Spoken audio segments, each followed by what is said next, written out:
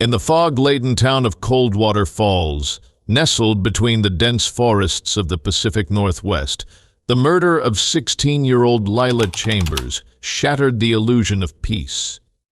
For years, the town had been a quiet place where everyone knew their neighbors, and crime rarely extended beyond a petty theft or the occasional bar brawl. But on a crisp November morning in 2016, Coldwater Falls woke up to a nightmare it would never forget. The discovery of Lila's body near the abandoned sawmill sent shockwaves through the community. Her broken frame lay among the overgrown weeds and moss-covered ground, evidence of a violent struggle. It was a jogger who found her, a local teacher named Jane Carter, who could barely comprehend what she had stumbled upon. Lila, known for her love of photography and quiet nature, had been brutally murdered. For a town like Coldwater Falls, the incident was inconceivable. The horror of the crime rippled through every corner, casting long shadows over families, friendships, and reputations. Detective Jonah Pierce, a man known for his relentless pursuit of justice, was called in from Seattle to lead the investigation. Coldwater Falls, lacking the resources and expertise to handle such a grisly crime, turned to Pierce, a hardened detective who had built a career out of solving the unsolvable. His reputation preceded him, as did his gruff demeanor. Jonah Pierce wasn't a man for small talk. He was known for being methodical, analytical, and fiercely determined to crack any case that came his way. When Pierce arrived in Coldwater Falls, the town already buzzed with gossip. Some believed the culprit was an outsider, a drifter or transient, someone who had wandered into town and committed the heinous act before disappearing back into the woods.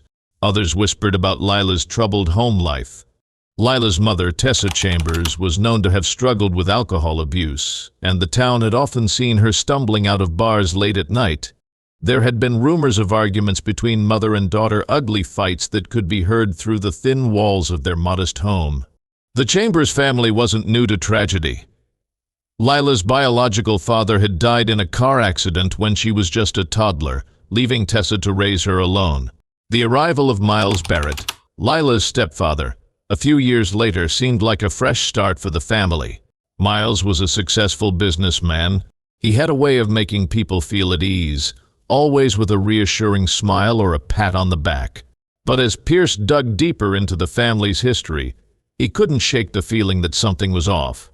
Lila's death weighed heavily on Coldwater Falls, and the police were desperate for leads. At first, suspicion fell on Tessa. The town's gossip mill churned out stories of her drinking problems, her volatile temper, and the constant tension between her and Lila. Some neighbors claimed to have heard shouting matches from the house, late-night fights that ended with Lila storming out and Tessa slamming doors.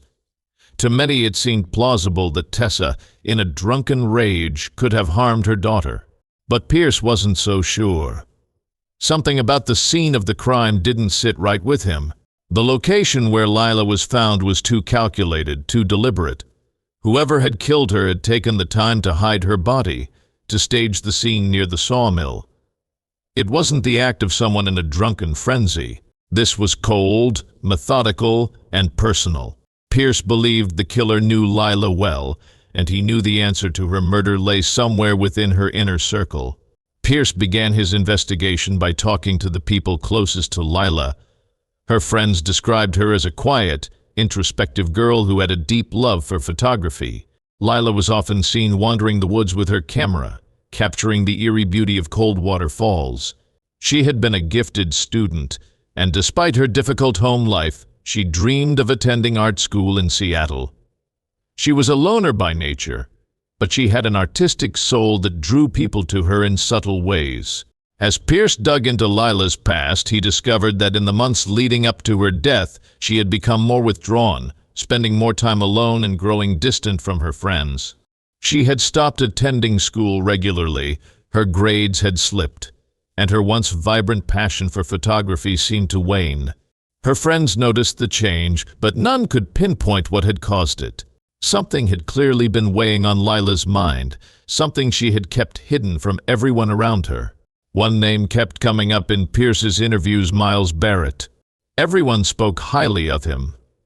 He was seen as the doting stepfather, the man who had saved Tessa from a life of hardship and given Lila stability. But as Pierce spent more time in Coldwater Falls, he began to notice the cracks in Miles' perfect image.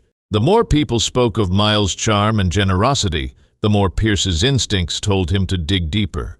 Lila's mother, Tessa, was a wreck when Pierce interviewed her. Grief and guilt had consumed her, and she had become almost catatonic in the days following Lila's death.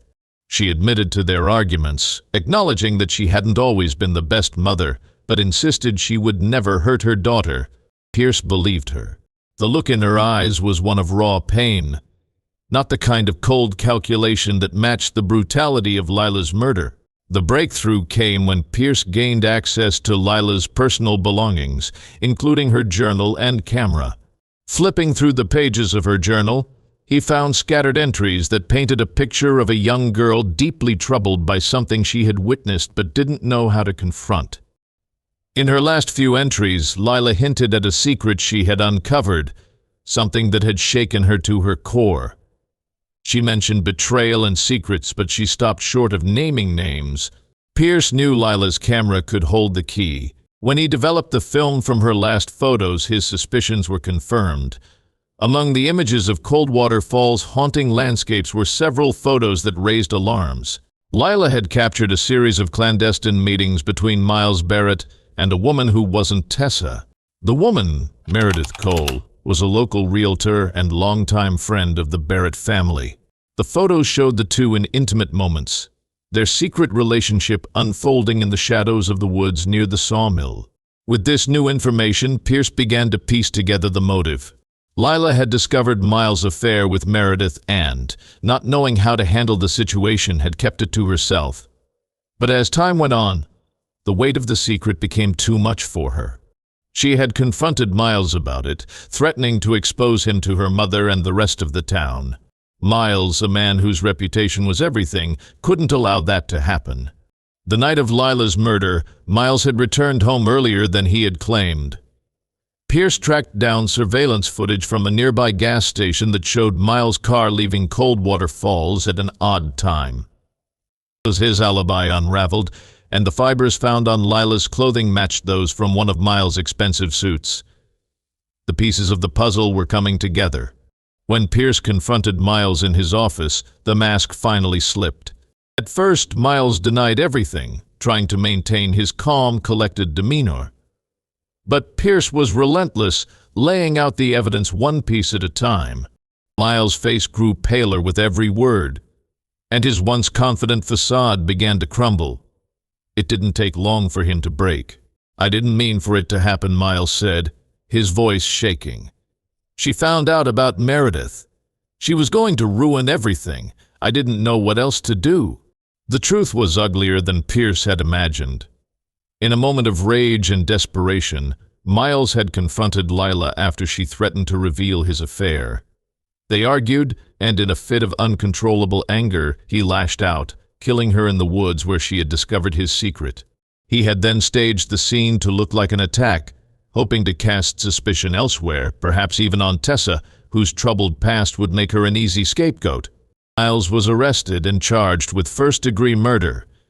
The trial was swift and the jury found him guilty on all counts. He was sentenced to life in prison without the possibility of parole. Meredith Cole, though not involved in the murder, was left to deal with the fallout of their affair being exposed. Her reputation in Coldwater Falls was destroyed, and she quietly moved away, leaving the town behind. As for Tessa Chambers, the weight of losing her daughter and the betrayal by the man she had trusted was too much to bear. She left Coldwater Falls not long after the trial, seeking a fresh start somewhere far away from the memories that haunted her. Detective Jonah Pierce returned to Seattle, but the case stayed with him. He had seen the worst in people before, but this case, a case that involved betrayal, family, and the death of an innocent young girl, left a mark on him. Coldwater Falls, with its misty woods and small-town charm, had revealed itself to be a place where darkness could hide in plain sight. The town, once close-knit and trusting, now looked at each other with suspicion. Miles Barrett had been a man they all admired, a man they thought they knew. But behind closed doors, he had been hiding secrets that ultimately led to the destruction of his family. Coldwater Falls would never be the same. The murder of Lila Chambers would forever be a scar on its soul, a reminder that even in the quietest of places, danger can lurk just beneath the surface.